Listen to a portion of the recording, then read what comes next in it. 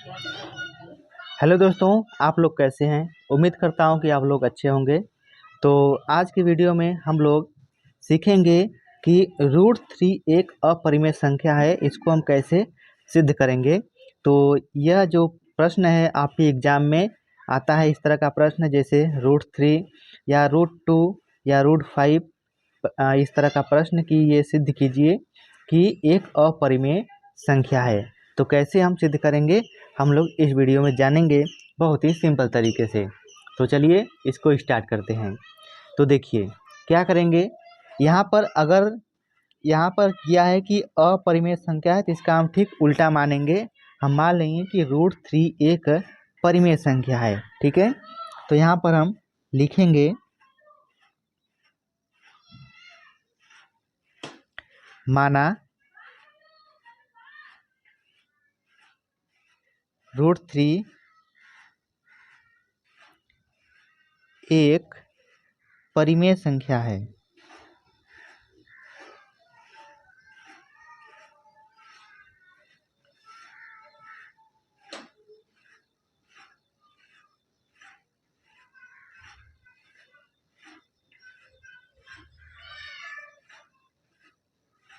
एक परिमेय संख्या है, ठीक है।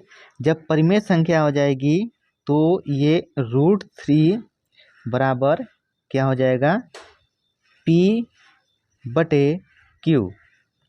P/Q, जहाँ Q का मान 0 नहीं होगा, ठीक है। तो माना √3 एक परिमेय संख्या है, तो √3 बराबर P/Q, जहाँ यहाँ पर Q का मान 0 नहीं होना चाहिए। फिर देखिए यहाँ पर जब ये मान लेंगे तो यहाँ पर P और Q, P और Q क्या होगा, एक सहभाज्य होगा।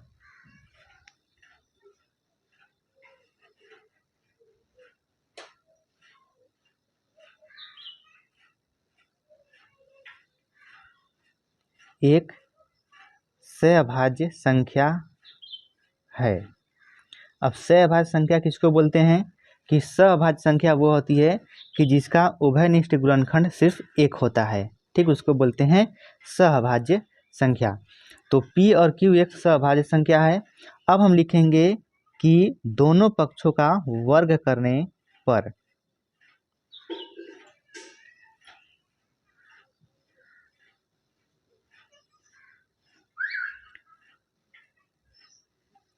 वर्ग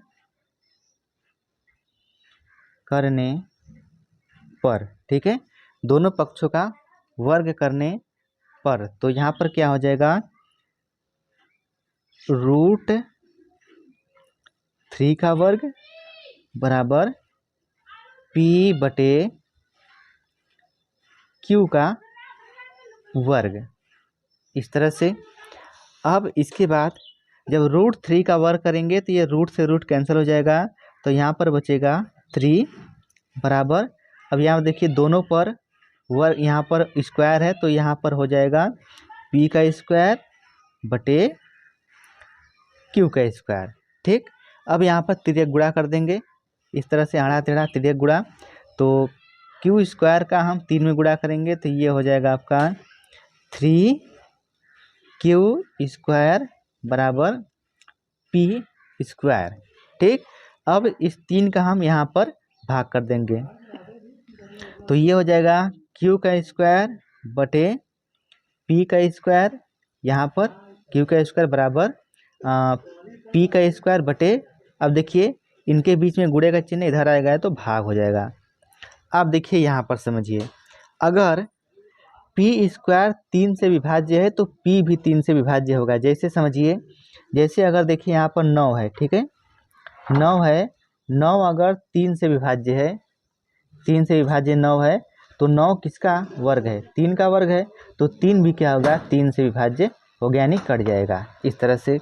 यानी P स्क्वायर 3 से विभाज्य है तो P भी क्या होगा, 3 से विभाज्य होगा। तो यहाँ पर हम लिखेंगे, तो मान लेते हैं ये हमारा समीकरण नंबर 1 है, ठीक। तो यहाँ पर हम लिखेंगे, यहाँ पर पी स्क्वायर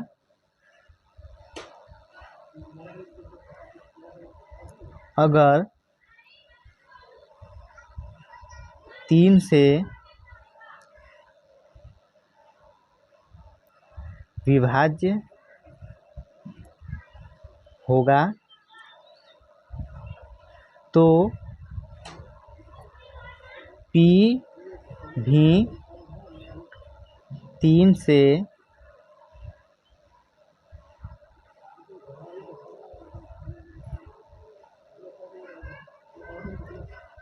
से विभाज्य होगा। ठीक है, अब यहाँ पर हम कुछ मान लेंगे। तो देखिए, जैसे मान लेते हैं यहाँ पर P बराबर, और हमको सिद्ध करना है √3, तो यहाँ पर 3 लिखेंगे, 3m। ठीक, अब क्या करेंगे, यहाँ पर मान लेते हैं ये समीकरण नंबर हमारा 2 हो गया, तो यहाँ पर लिखेंगे समीकरण 1 व समीकरण 2 से। ठीक, अब क्या करेंगे, जहाँ पर देखिए P बराबर लिखा हुआ है, यहाँ पर P है वहाँ पर हम 3m लिखेंगे। तो यहाँ पर देखिए ये हो जाएगा Q का स्क्वायर बराबर, अब P बराबर 3m माने हैं तो यहाँ पर हो जाएगा 3m का स्क्वायर बटे 3। अब ये हो जाएगा, अब इसका जब हम स्क्वायर कर देंगे तो देखिए ये हो जाएगा Q का स्क्वायर बटे 3 का स्क्वायर 9 और m का स्क्वायर m स्क्वायर बटे 3। अब इसको हम काट देंगे, 3 से 9 कटेगा 3 बार में, तो ये क्या हो जाएगा, यहाँ पर हो जाएगा आपका Q स्क्वायर बराबर 3m स्क्वायर, इस तरह से। ठीक, अब यहाँ पर देखिए, अब इसको याद रखिएगा, Q स्क्वायर बराबर 3m स्क्वायर, तो Q स्क्वायर बराबर 3m स्क्वायर। अब इसको हम देखिए 3 और m स्क्वायर में गुणे के चिन्ह है, अब इधर लाएंगे तो भाग हो जाएगा, तो ये हो जाएगा Q का स्क्वायर बटे 3 बराबर m का स्क्वायर। अब इसको हम सीधे तरीके से लिख देंगे, तो ये हो जाएगा आपका m स्क्वायर बराबर Q का स्क्वायर बटे 3। ठीक है, अब देखिए यहाँ पर भी वही नियम लागू होता है, अगर Q स्क्वायर 3 से विभाज्य है तो Q भी क्या होगा, 3 से विभाज्य होगा। तो यहाँ पर लिखेंगे Q स्क्वायर अगर 3 से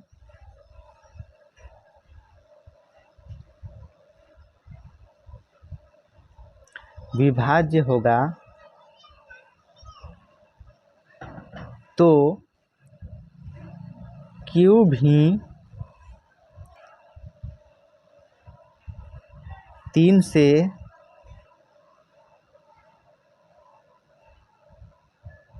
विभाज्य होगा। ठीक है, अगर P स्क्वायर यहाँ पर Q स्क्वायर 3 से विभाज्य होगा तो Q भी 3 से विभाज्य होगा। वही नियम, जैसे 25 है तो 25 अगर 5 से विभाज्य है, 5 × 25, तो 25 किसका वर्गमूल है, 5 का है, तो 5 भी क्या होगा, 5 से विभाज्य होगा। ये नियम यहाँ पर लग गया। अब इसके बाद देखिए क्या करेंगे हम, तो यहाँ पर देखिए, यहाँ पर Q स्क्वायर में भी उभयनिष्ठ गुणनखंड 3 मिल रहा है और P स्क्वायर में भी उभयनिष्ठ गुणनखंड 3 मिला है। इसका मतलब यहाँ पर क्या हो जाएगा, P और Q में एक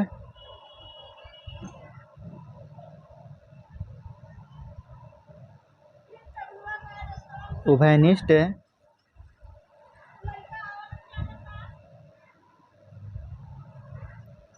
गुणनखंड है। ठीक है, P और Q में एक उभयनिष्ठ गुणनखंड है, अतः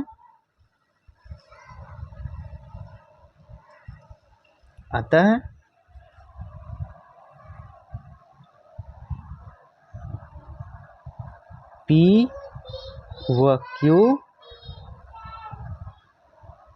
एक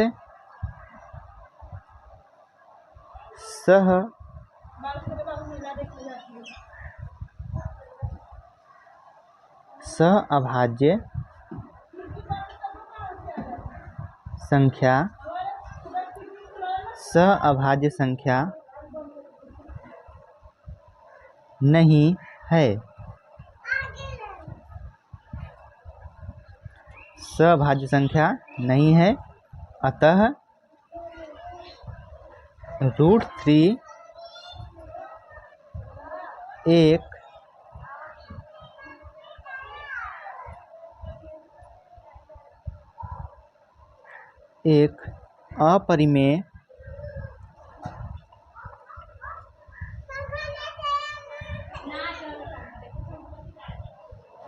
एक अपरिमेय संख्या है। ठीक है, तो P और Q एक सहअभाज्य संख्या नहीं है। सहअभाज्य संख्या वही है जिसका गुणनखंड सिर्फ एक होता है, तो यहाँ पर 3 आया है। ठीक है, तो वहाँ पर हम माने थे कि ये परिमेय संख्या है, मतलब इसका हमारा उल्टा आ गया। इसका मतलब क्या हुआ कि √3 एक अपरिमेय संख्या है। तो इस तरह से हम सिद्ध करते हैं।